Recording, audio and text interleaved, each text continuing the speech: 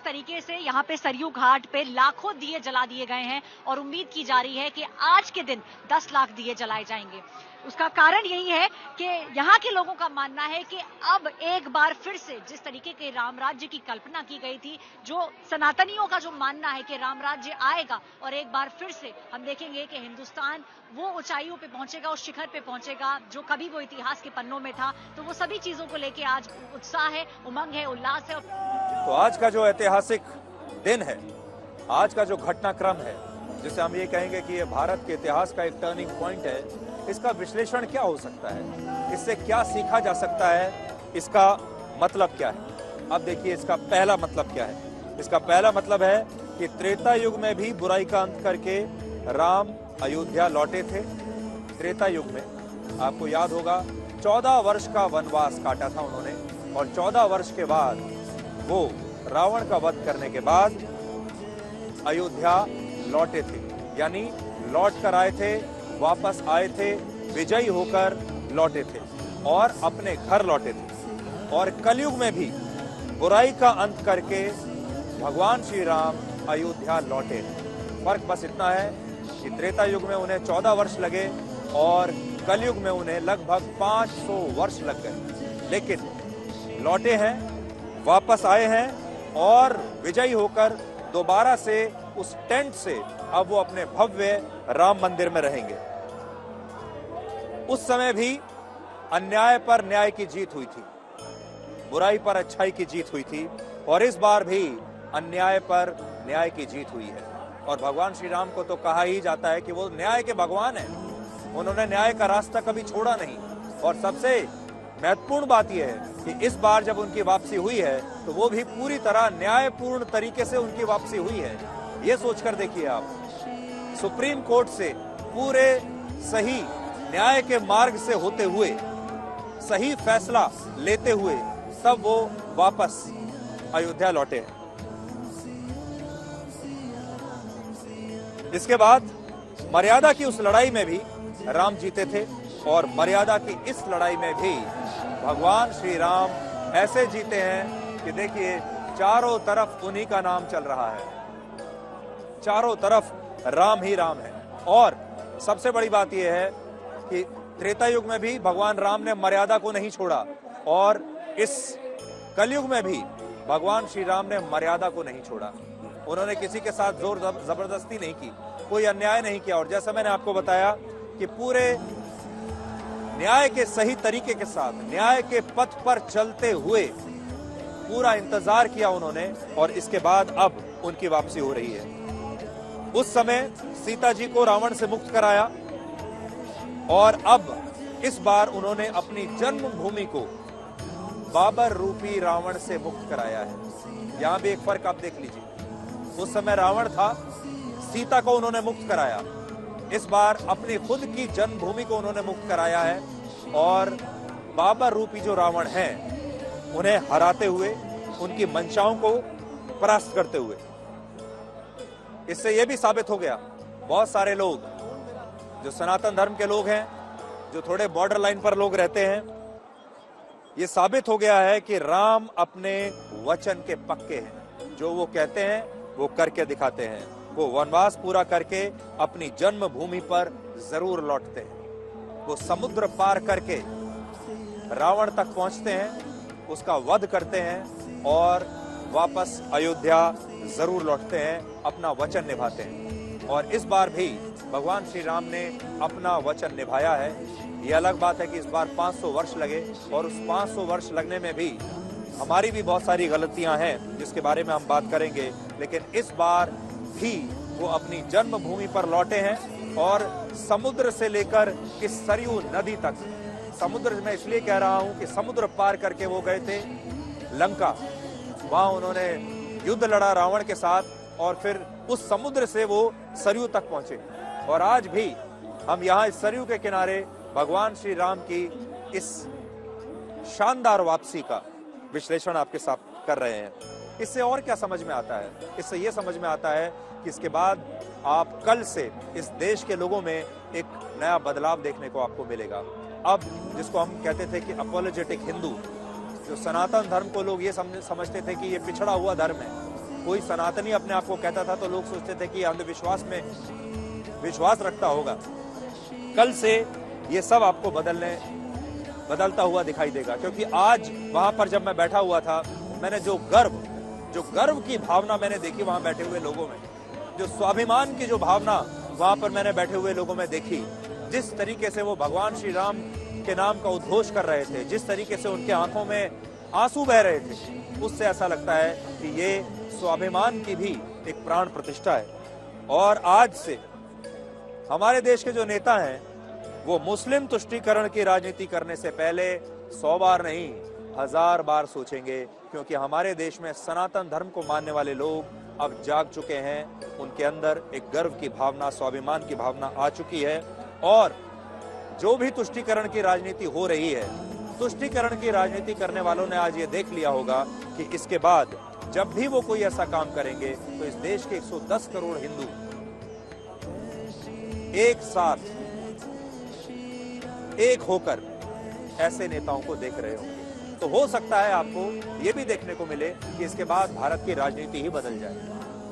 आज विपक्ष के नेताओं ने बहुत बड़ी गलती की है कि आज वो राम मंदिर के इस भव्य कार्यक्रम में शामिल नहीं हुए, लेकिन इस कार्यक्रम के बाहर जब आप जाएंगे, इस देश के शहरों में, गांवों में, गलियों में, सड़कों पर, तो आपको ये पता चलेगा कि कैसे इस देश के 110 करोड़ से ज्यादा लोग इस समय दिवाली मना रहे हैं, इस समय उत्सव मना रहे हैं। और राम तो सिर्फ सनातन धर्म के नहीं है, राम हिंदुओं के नहीं है, इसलिए जो बाकी के धर्म के जो लोग हैं आज उन्हें भी ये समझना होगा कि राम उनके ऊपर अन्याय करके नहीं आए हैं, राम उनका हक मारकर नहीं आए हैं, राम जबरदस्ती करके नहीं आए हैं, राम न्याय पूर्ण तरीके से यहां तक पहुंचे हैं। और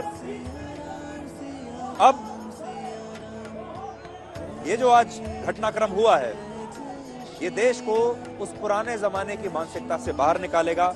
और हमारे देश ने इस विरोधाभास को भी अच्छी तरह से देखा है, जो अभी हाल ही में हुआ था, जब इजराइल के अवैध कब्जे के खिलाफ फिलिस्तीन का समर्थन करने वाले जो लोग हैं वो राम जन्मभूमि पर अवैध कब्जा करने वाले लोगों का समर्थन कर रहे थे। ये विरोधाभास हमने देखा है। आज वो विरोधाभास भी इस घटनाक्रम के साथ समाप्त हो जाएगा। आज कोई एक 5 मिनट का अंतराल ऐसा नहीं गया आज प्राण प्रतिष्ठा के कार्यक्रम में जब लोगों ने जय श्री राम का उद्घोष ना किया हो, जब जय सिया राम का उद्घोष ना किया हो। और मैंने आज जो देखा लोगों की जो एक बॉडी लैंग्वेज थी वहां पर मौजूद, लोगों के मन में जो एक पहले एक संशय रहा करता था, जय श्री राम का नारा लगाने को सांप्रदायिक माना जाता था, आज वो सब समाप्त हुआ। आज जब मैंने वहां देखा तो कैसे जब प्रधानमंत्री मोदी वहां पर बात कर रहे थे, जब मोहन भागवत आरएसएस सर संचालक जब वहां पर बात कर रहे थे, वो जो उस समय जो वहां पर पूरा नजारा था वो एक तरीके से देखने लायक था। राम आए हैं अयोध्या लौट के, राम आए हैं अयोध्या लौट के।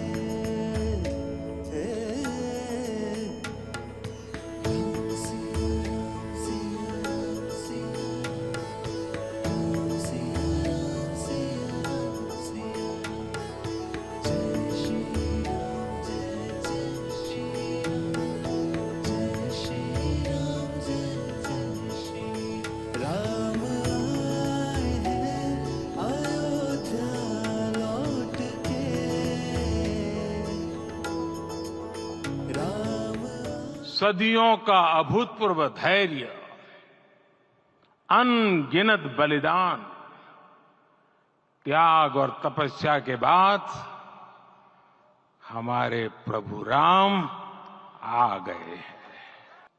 हमारे रामलला अब टेंट में नहीं रहेंगे।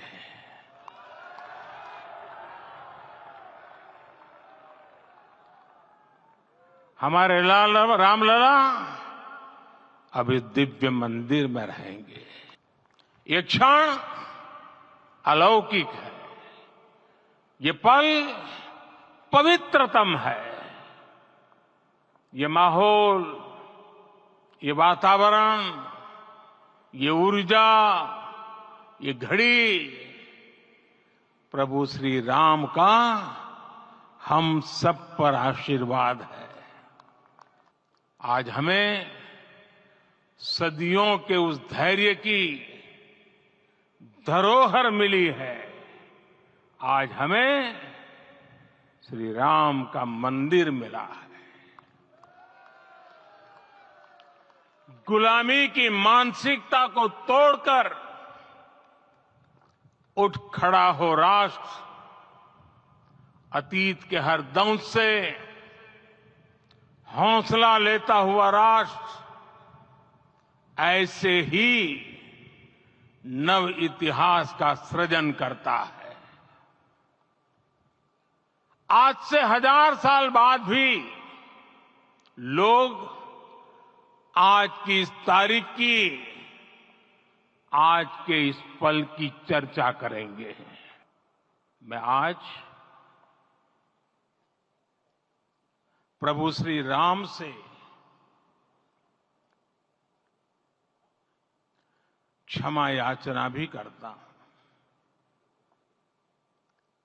हमारे पुरुषार्थ, हमारे त्याग, तपस्या में कुछ तो कमी रह गई होगी कि हम इतनी सदियों तक ये कार्य कर नहीं पाए। आज वो कमी पूरी हुई है।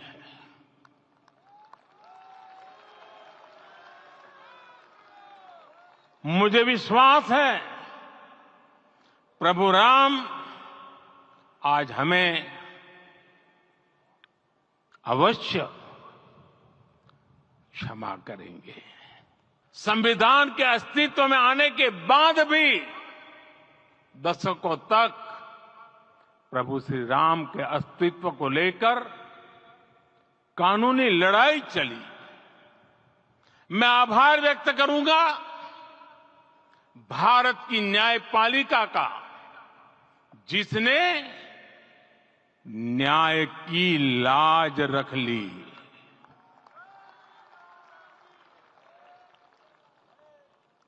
न्याय के पर्याय प्रभु राम का मंदिर भी न्यायबद्ध तरीके से ही बना। उन अनगिनत राम भक्तों के, उन अनगिनत कार सेवकों के और उन अनगिनत संत महात्माओं के हम सब ऋणी हैं। साथियों, आज का ये अवसर उत्सवता का क्षण तो है ही, लेकिन इसके साथ ही यह क्षण भारतीय समाज की परिपक्वता के बोध का भी क्षण है। हमारे लिए ये अवसर सिर्फ विजय का नहीं, विनय का भी है। वो भी एक समय था जब कुछ लोग कहते थे कि राम मंदिर बना तो आग लग जाएगी। ऐसे लोग भारत के सामाजिक भाव की पवित्रता को नहीं जान पाए। रामलला के इस मंदिर का निर्माण भारतीय समाज के शांति, धैर्य, आपसी सद्भाव और समन्वय का भी प्रतीक है। हम देख रहे हैं ये निर्माण किसी आग को नहीं बल्कि ऊर्जा को जन्म दे रहा है। राम मंदिर समाज के हर वर्ग को एक उज्जवल भविष्य के पथ पर बढ़ने की प्रेरणा लेकर आया है। श्री राम जन्मभूमि संभवतः विश्व में पहला ऐसा अनूठा प्रकरण होगा जिसमें किसी राष्ट्र के बहुसंख्यक समाज ने अपने ही देश में अपने आराध्य की जन्मस्थली पर मंदिर निर्माण के लिए इतने वर्षों तक और इतने स्तरों पर लड़ाई लड़ी हो। अंततः वह शुभ अवसर आ ही गया जब कोटि कोटि आस्थावानों के त्याग और तप को पूर्णता प्राप्त हो रही है। आज आत्मा प्रफुल्लित है इस बात से कि मंदिर वही बना है जहां बनाने का संकल्प लिया था। आज हमने सुना कि इस प्राण प्रतिष्ठा महोत्सव में पधारने के पूर्व प्रधानमंत्री जी ने कठोर व्रत रखा। जितना कठोर व्रत रखने को कहा था उससे कई गुना अधिक कठोर व्रताचरण उन्होंने किया। मेरे पुराना उनसे परिचय है, मैं जानता हूं वो तपस्वी है ही, परंतु वो अकेले तप कर रहे हैं, हम क्या करेंगे। अयोध्या में रामलला आए, अयोध्या से बाहर क्यों गए थे, रामायण में क्यों गए थे बाहर, तो अयोध्या में कलह हुआ। हम भी इस गौरवमय भारतवर्ष की संतानें हैं, कोटि कोटि कंठ उसका जयगान करने वाले हमारे हैं। हमको इस प्रकार के व्यवहार को रखने का तप आचरण करना पड़ेगा।